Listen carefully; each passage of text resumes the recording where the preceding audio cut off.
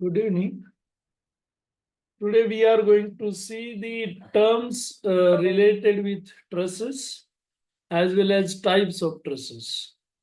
So we have types of trusses and terms related with trusses. So now we have this as king post truss. We are going to use this truss up to 6 meters. Then we have Hove truss. So for 4 panels, so we can have this as 4 panels. So this is 1, this is 2, 3, and 4. For 4 panels, we have that is 6 to 15 meters. And then if we have 6 panels, then we have 12 to 24. 6 panels means 1, 2, 3, 4, 5, and 6. Now these ovatras, these are according to Subramanyam book as well as Dugal. If you will go Bhavikatti, then they have mentioned this truss as Pratt truss. So books that varies your Hove truss and Pratt truss. I have taken this from Subramanyam and Dugal. Then we have this as Pratt truss. Now again, if we will consider 4 panels, then again that is same as Hove truss, 6 to 15 meter. And if we consider 6, then we have same, that is 12 to 24 meters. So now, if you will go to Bhavikatti book, in that book, they have mentioned this as Hove truss. So, books, they are varying with Hove and Pratt truss. Now, if I will consider this Hove, so we have this as O, so I will consider this force is 0. So to keep in mind, Hove force and Pratt truss. In Pratt truss, this is not 0. In Hove truss, this is 0 because we have this as T and we do not have load that is at bottom. Then we have this as Warren truss, which we will use up to 6 meters. Then we have that is parallel cord. Yesterday we have seen these are principal rafters. So we have mentioned these are principal rafters. These principal rafters are also known as top cord. These are top cord. And these which are at bottom, we are saying it as main tie. These are also known as tension members. Sorry, bottom cord. Main tie means tension member. So this is bottom cord. Bottom cord. So we have upper one top cord, bottom one bottom cord. So now these we have cords parallel cord Pratt truss. Now you can see Pratt truss, we have inclination in this fashion. So positive angle is with negative x-axis here. So we have in this fashion. Here we have like this. That is your parallel cord. Hove truss if you have taken, then you have lines in this fashion. So we have this is 12 meter to 30 meter for both. Now you can see in Hove, we are in this fashion. So these are parallel cords because we have this as top cord, this as bottom cord, and these are parallel to each other. So these are known as parallel cord truss. And then all these trusses which we have seen till, these all are determinate truss. We have only one truss which is indeterminate, and this is Fink truss.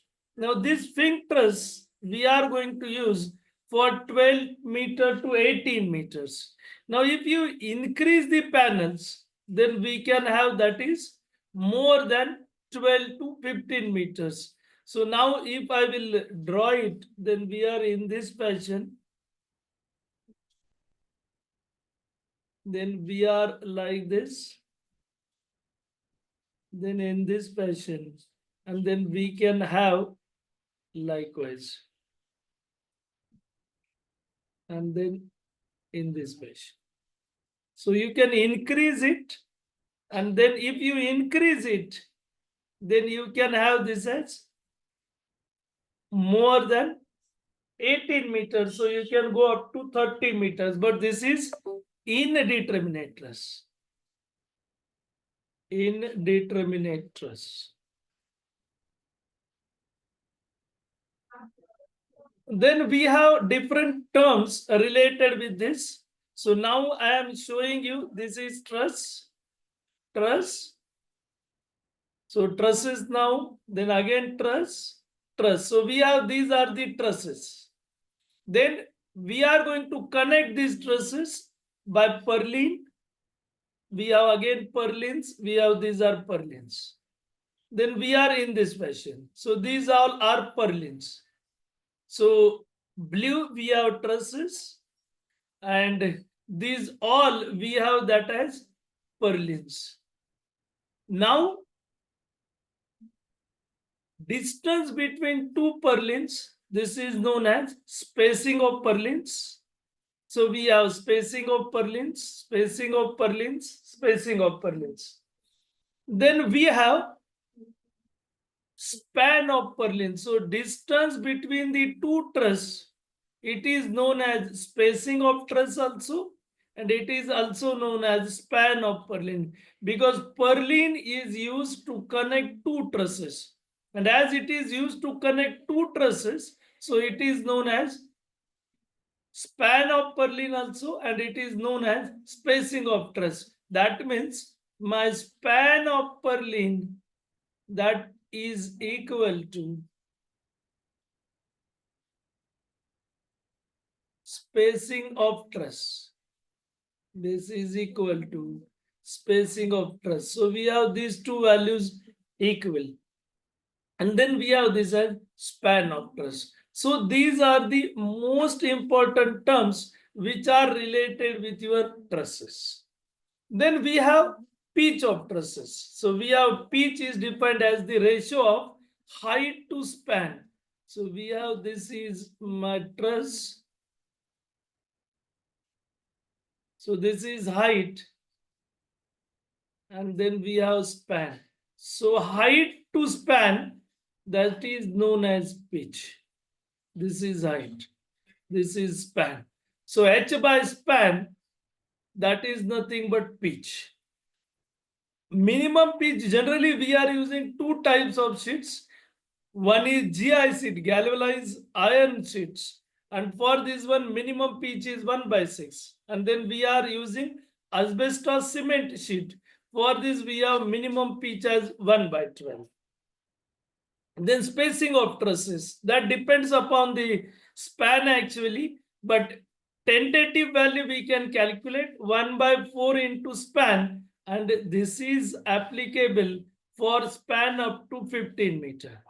If my span increases, that goes more than 15 meters, then we have 1/5. So before that, up to 15 meters, spacing of truss is 3 meter to 4.5. If you divide this, then we are going to be 4 fours are around 4. So you can go little bit higher. So these are given, different books are mentioned different values. So I am showing you both. So you can use first formula or you can use second. Then we can have span more than 15 meter. So 15 to 30 meter, we are going to take it as 1/5 into span. Or we can likewise 4.5 to 6 meter. So these are spacing of the truss. So pitch of truss we know now, spacing of truss we know now. Now we have already gone through this. So we have seen these trusses and we have these as purlins, and we know purlins are acting at joints. So these are purlins. So now distance between the two, actually we have spacing of purlin. So if I mention this distance, so we have center to center distance between purlins. So we have this as spacing of purlins. Spacing of purlins. Now try to understand the difference. Spacing of purlin is along the principal rafter, and span of purlin is perpendicular to the principal rafter. It is perpendicular to this laptop. That will be spacing, and along the principal rafter is perpendicular to the laptop we have span of purlin, and along the principal rafter we have spacing of purlin. Now you can see how many purlins we have to go. We have to go for purlins odd, or we have to provide purlins even. How we will decide this? Now you can see on 3 purlins we have one sheet. So we have this as one sheet which supports by 3 purlins. So for one sheet, 3 purlins. Now if I will go to the next sheet, then again 3 purlins. Out of this we have, this will be 1.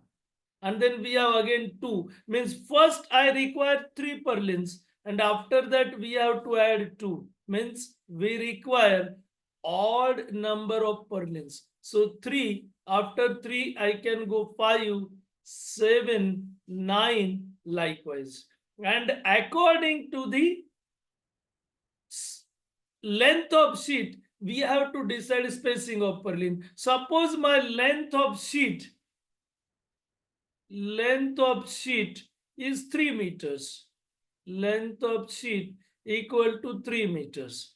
Now the overlap between the two sheet is minimum 100 mm. If anyone go 150, it's okay. Minimum it should be 100.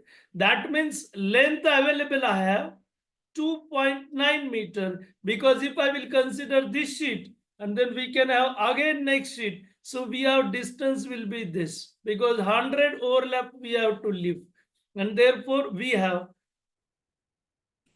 spacing of purlin equal to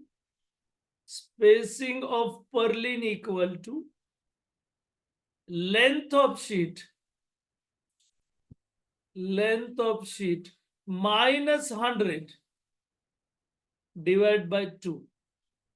Why divide by 2? Because we have seen we have sheet on 3 purlins. So we have 2 spacing for a sheet. And therefore, if we have 3 meters, then it will be 2900 upon 2, and then it comes 1450. Now to round up, you can provide spacing of purlin 1400 millimeter, and in that case overlap becomes 200 mm. It's okay, no problem. So I can put it as 1.4 meters.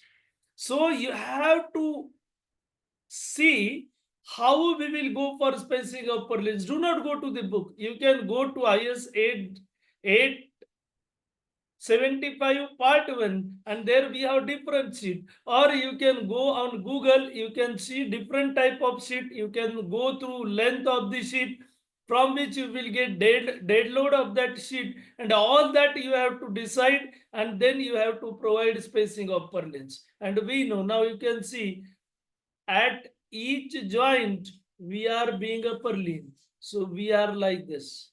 So we have these all purlins are here. So purlins, we know these are always at the joint, and we know at the joint means we have to go to the centroid, and my point load is at centroid of this. So likewise we have to go for this. So we have this as ridge, and you can see we have this as spacing of purlins. So likewise you have to decide your truss. We will go only 2 types, Pratt types and Howe type, but your span should be different, your height should be different, your length of sheet should be different, so that your spacing will be different. So likewise you have to go for the next sheet, or I can say project for trusses. So today we will stop here only. Thank you.